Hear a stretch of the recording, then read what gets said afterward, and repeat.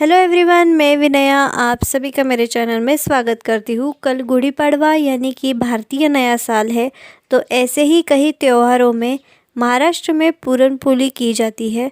महाराष्ट्र में पूरन पोली बहुत ही ज़्यादा फेमस है और ये बहुत लोगों की फेवरेट भी होती है। तो चलिए फिर आज इसी पूरन पोली की रेसिपी हम बना लेते हैं। लेकिन उससे पहले अगर आप मेरी वीडियो पहली बार देख रहे हैं तो वीडियो को लाइक, शेयर और चैनल को सब्सक्राइब करना ना भूलें और साथ ही में घंटी को भी दबाइए ताकि मेरी सारी अपडेट्स आप तक पहुँचे।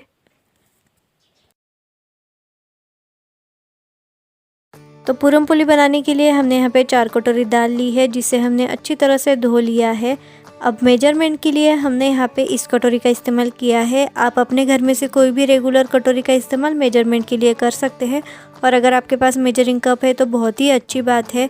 अब इस दाल को पकाने के लिए हमें इसमें 3 गुना ज़्यादा पानी डालना होता है। तो जितनी दाल हमने ली है उससे हम 3 गुना ज़्यादा इसमें पानी डालेंगे। तो 4 कटोरी दाल हमने ली थी, तो मैं इसमें 12 कटोरी पानी डालूँगी। अब पानी डालने के बाद हम इसमें 1 चम्मच घी डाल देंगे। आप तेल भी डाल सकते हैं। कुछ लोग मीठे चीज़ों में हल्का सा नमक भी ऐड करते हैं, तो अगर आप चाहे तो इसमें आधा चम्मच नमक भी डाल सकते हैं। तो अब हम कुकर का ढक्कन बंद कर देंगे और हाई फ्लेम पे इसकी 3 सीटी निकाल लेंगे, और उसके बाद गैस को लो फ्लेम पे करके हमें इसकी 1 सीटी निकाल लेनी है। तो ऐसे ही हम 4 सीटी निकाल लेते हैं। तो जब तक दाल पक जाती है हम यहाँ पे आटा गूंद लेते हैं। तो मैंने यहाँ पे 2 कटोरी गेहूँ का आटा लिया है। जिस कटोरी से हमने दाल का मेजरमेंट लिया था उसी कटोरी से हमने यहाँ पे गेहूं का आटा लिया है, और इसमें हमने 1/4 चम्मच नमक डाल दिया है। 2 चम्मच हमने इसमें देसी घी डाल दिया है। मैं आज सारे पूरन की पूरन पोली नहीं बनाने वाली हूँ, बस आधे ही पूरन की पूरन पोली बना ली हूँ, इसलिए मैंने यहाँ पे 2 कटोरी आटा लिया है। अगर आप सारे पूरन की पूरन पोली बनाना चाहते हैं तो आपने यहाँ पे 4 कटोरी आटा इस्तेमाल करना है। अब घी डालने के बाद हम आटे को अच्छी तरह से मिक्स कर लेंगे। महाराष्ट्र में पूरन पोली बनाते वक्त लोग इसमें हल्दी भी डालते हैं ताकि हमारी पूरन पोली जो है वो पीली दिखे, लेकिन मुझे पसंद नहीं है इसलिए मैं नहीं डालती हूँ। अगर आप चाहे तो इसमें 1/4 चम्मच हल्दी भी डाल सकते हैं। अब आटे को अच्छी तरह से मिक्स करने के बाद हम इसमें थोड़ा थोड़ा करके दूध डालते जाएंगे और आटा अच्छी तरह से हम भिगो लेंगे, और इसे हमें अच्छी तरह से गूंद लेना है। दूध डालने की वजह से हमारी पूरन पोली जो है वो बहुत दिनों तक टिकती है। अगर आप ट्रैवल करते वक्त इसे लेके जाना चाहते हैं तो दूध से आप आटा भिगोएंगे तो आपकी रोटी जो है वो बहुत दिनों तक टिकेंगी। लेकिन अगर आप दूध से नहीं भिगाना चाहते हैं तो आप पानी से भी आटे को गूंद सकते हैं। तो अब आटा गूंदने के बाद हम इस पे 1 चम्मच घी डाल देंगे। आप तेल भी डाल सकते हैं, और इसे दोबारा हम गूंद लेते हैं। आटे को हमें बहुत अच्छी तरह से गूंदना है ताकि ये बहुत ज़्यादा सॉफ्ट हो जाए और हमारी पूरन पोली जो है वो फटे ना। तो आटा हमने गूंद लिया है। अब इसे हम एक कपड़े से ढक देते हैं, और हमारी जो कुकर है उसकी भी सारी सीटियाँ जो है हो चुकी है, और दाल हमारी पकी कि नहीं वो हम चेक कर लेते हैं।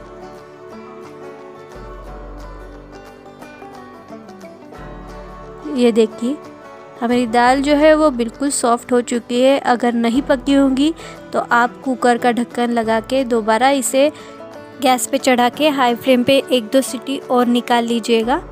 तो अब इस दाल को हमें छान लेना है ताकि इसका सारा पानी जो है वो निकल जाए।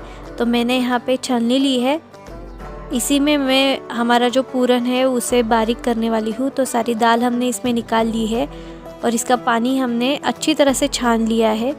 तो ये पानी जो है वो बिल्कुल वेस्ट नहीं जाता है। इसे हम महाराष्ट्र में कट बोलते हैं, जिसकी हम आमटी यानी कि सब्जी बनाते हैं, जिसे हम कट की आमटी बोलती है। तो इसकी रेसिपी भी आपको आगे मेरे चैनल पे देखने को मिलेगी।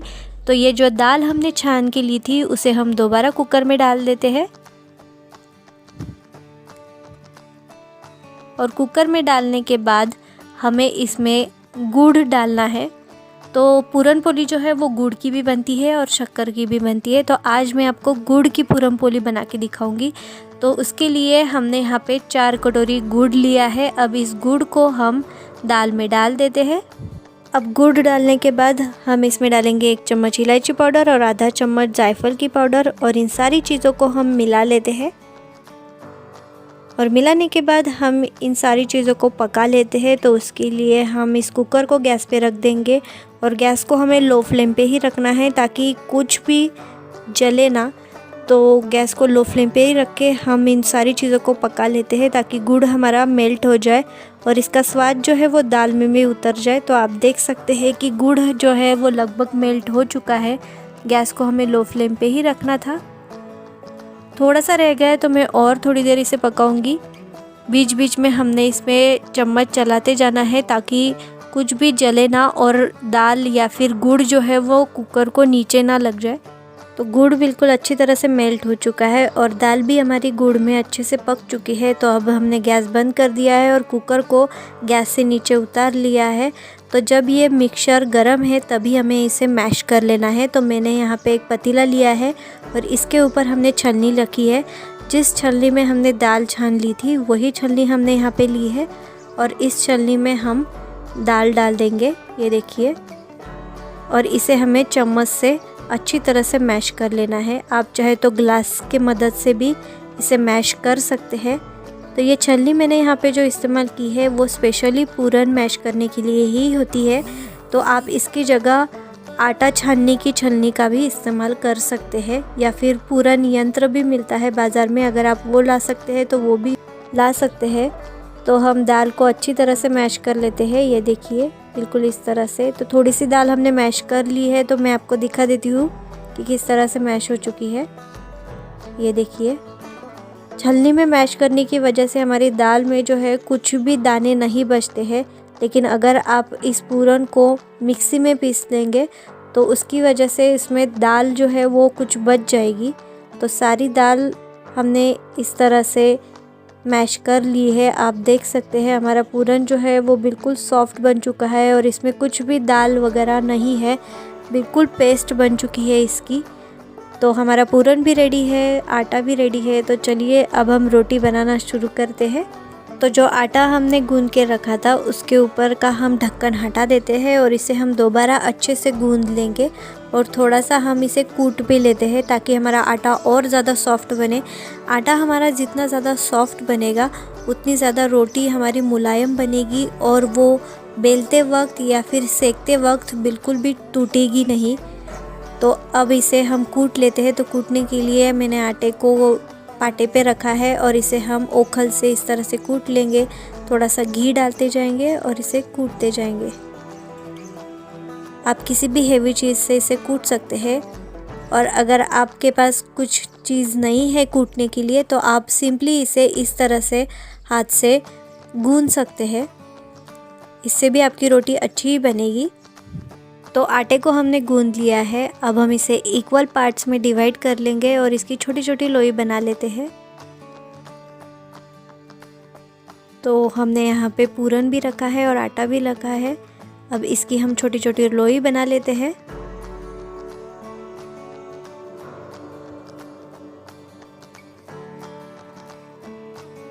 ये देखिए बिल्कुल इस तरह से हमें इसकी लोई बना लेनी है। बहुत ही सॉफ्ट बन चुका है हमारा आटा, आप देख सकते हैं। अब पूरन को भी हम बड़े बड़े जो है गोले बना लेते हैं। तो आप देख सकते हैं कि आटे की लोई भी हमारी रेडी हो चुके हैं और पूरन के गोले भी रेडी हो चुके हैं। दोनों चीज़ों को हाथ में लेके मैं दिखा देती हूँ कि इसकी क्वांटिटी हमने कितनी लेनी है। तो अगर पूरन पोली में हमें पूरन बहुत ज़्यादा चाहिए तो उसके लिए हमें आटे की लोई 20% ही रखनी है और पूरन 80% रखना है। तो ये देखिए मैंने यहाँ पे जितना पूरन बनाया था उसमें से आधा पूरन लिया है, यानी कि 4 कटोरी का पूरन बनाया था तो उसमें 2 ही कटोरी का पूरन हमने यहाँ पे इस्तेमाल किया है। तो सारी चीज़ें हमारी रेडी हो चुकी है। तो चलिए अब हम रोटी बेलना शुरू करते हैं। तो उसके लिए हमने एक आटे की लोई ली है, इसके हमने सूखा आटा लगा लिया है। अब इसे हम बेल लेते हैं। थोड़ा सा ही बेलना है हमें क्योंकि हमें इसमें पूरन रखना है।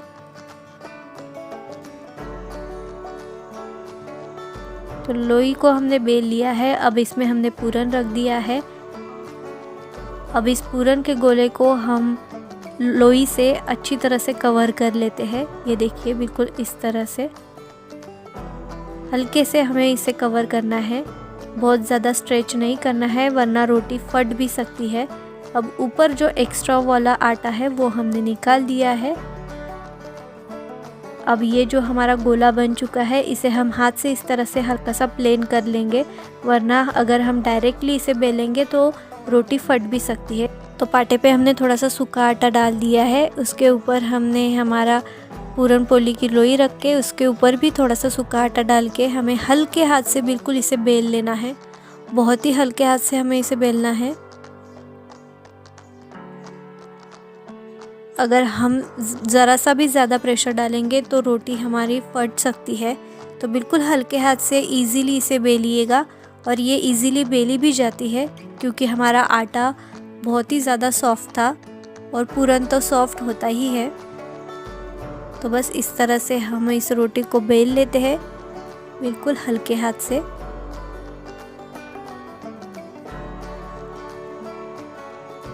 तो पूरन पोली जो है हमारी रेडी हो चुकी है, ये देखिए। तो यहाँ पे हमने तवा भी गैस पे रख दिया था, तो तवा भी गर्म हो चुका है। अब हम इस पे ऊपर डालेंगे हमारी रोटी, और गैस को हमें मीडियम टू हाई फ्लेम पे रख के ही इस रोटी को सेक लेना है।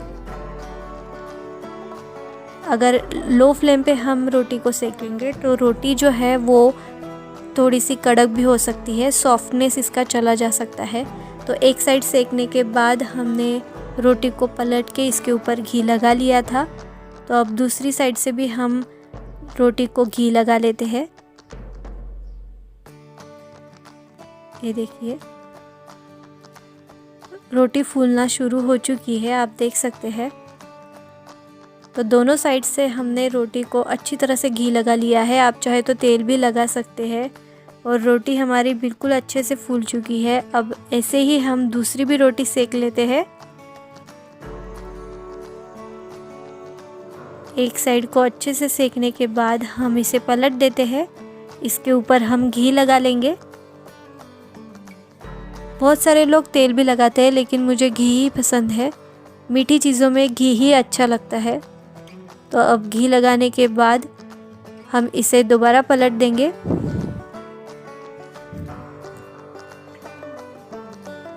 अब इस साइड से भी हमें रोटी को घी लगा लेना है। जितना ज़्यादा घी डालेंगे उतनी ज़्यादा ये रोटी अच्छी लगती है। पूरन पोली को प्रेस करके हमने दोनों साइड से अच्छे से सेक लेना है, ताकि ये कहीं से भी कच्ची ना रहे। ये देखिए, रोटी फूल रही है। ये देखिए हमारी रोटी कितनी अच्छी तरह से फूल चुकी है। तो ये थी हमारी परफेक्ट पूरन पोली जो रेडी हो चुकी है, और इसे हमने सर्व भी कर लिया है। मैं आपको अंदर से दिखा देती हूँ। ये देखिए, बहुत ज़्यादा पूरन डालने की वजह से अंदर से कितनी अच्छी और यम्मी लग रही है हमारी पूरन पोली। तो इस रेसिपी को आप ज़रूर ट्राई कीजिएगा, क्योंकि ये रेसिपी जो है वो बिल्कुल परफेक्ट है। आपकी पूरन पोली जो है वो बिल्कुल फटेगी नहीं, और बहुत ही सॉफ्ट बनेगी, और बहुत दिन तक टिकेगी भी। तो इस पूरन पोली के साथ हमने दो चीज़ें सर्व की है। एक तो है चावल वाली खीर, जो आप पहले भी मेरे चैनल पे देख चुके होंगे, और दूसरी है कि कट की आमटी, जो मैंने आपको वीडियो में ही बताया था कि हमारा जो कट निकला था उसकी हम आमटी बनाने वाले हैं। तो उसकी वीडियो आपको आगे तो देखने को मिलेगी ही। तो ये थी हमारी आज की अमेजिंग सी फेस्टिवल रेसिपी। तो आज की ये रेसिपी आपको कैसी लगी ये मुझे कमेंट करके ज़रूर बताइएगा। वीडियो देखने के लिए आप सभी का बहुत बहुत शुक्रिया। और अगर आपको आज की मेरी ये रेसिपी पसंद आई तो वीडियो को लाइक कीजिए, ज़्यादा से ज़्यादा शेयर कीजिए, मेरे चैनल को सब्सक्राइब कीजिए, और साथ ही में घंटी को भी दबाइए ताकि मेरी सारी अपडेट्स आप तक पहुँचे।